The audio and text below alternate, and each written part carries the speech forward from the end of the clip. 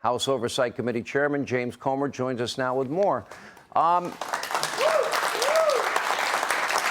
Congressman, I could not believe at the time that when they were going after to impeach Donald Trump over a phone call where he basically is saying, I expect you to be more responsible with taxpayer money, et cetera. Okay, we had that tape of Joe Biden then. We played it.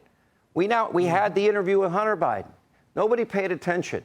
How would you describe Joe Biden leveraging $1 billion to get a prosecutor in Ukraine fired and his son continues to get paid? How would you describe that? What words would you use? What adjectives? It's unimaginable. I can't think of a worse thing that a president in history has done. This is a president who has a history of using foreign aid and leveraging for his family's benefit. Look at that Form 1023, Sean. It showed, it dated back to 2017. It said that the oligarch paid Joe Biden a bribe of $5 million. He called Joe Biden the big guy, and he said that investigators would have an impossible job of ever tracking that money down because they were going to launder it through various different banks and shell companies. That's exactly what we've proven on the House Oversight Committee. And then you have the tape that you just played from 2017 where Joe Biden admitted to leveraging foreign aid tax dollars. So the FBI knew this all along, yet they never investigated this one time. Thankfully now, the House Oversight Committee is. All right, let me stay focused on the first incident, then we're going to bring it up to where you are in your investigation. Okay, Joe Biden leverages the $1 billion. He gets a prosecutor fired, used our money to do it, and his son continues to get paid. His son had no experience. He's getting paid a lot of money.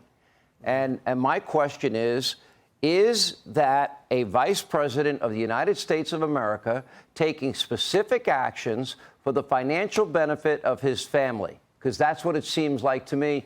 Otherwise, why would any vice president give a rip about a prosecutor in Ukraine? They wouldn't care about it, would they? Well, no, and I sure think it is, Sean. What? I think it is, Sean. And you look back, why did Joe Biden volunteer during the end of the Obama administration to fly around and hand out foreign aid checks and to talk about foreign policy? Look, we tracked down the money in Romania. Less than 2 weeks after Joe Biden left Romania in Air Force Two, his family started getting wires through shell companies that were laundered back down to Biden's. Less than 2 weeks after he left Romania for foreign aid. So everything we found in Romania is consistent with what this FBI 1023 form alleges that the FBI had. Okay, now, and you estimate that 9 Biden family members were beneficiaries, including grandchildren, were being funneled money through these shell corporations, fake LLCs. Let me ask you about that. You say between $20 and $30 million from foreign nationals. Is that true? And what do we know about the 17 tapes? Do we have them? Do you know who has them? Well, with the money, first of all, we've already tracked down a little over $10 million. We're pretty confident from other sources that that number will grow to beyond 20 million, and it could be more if you factor in the president's brother who dealt mainly in the Middle East. We haven't even gotten to him yet.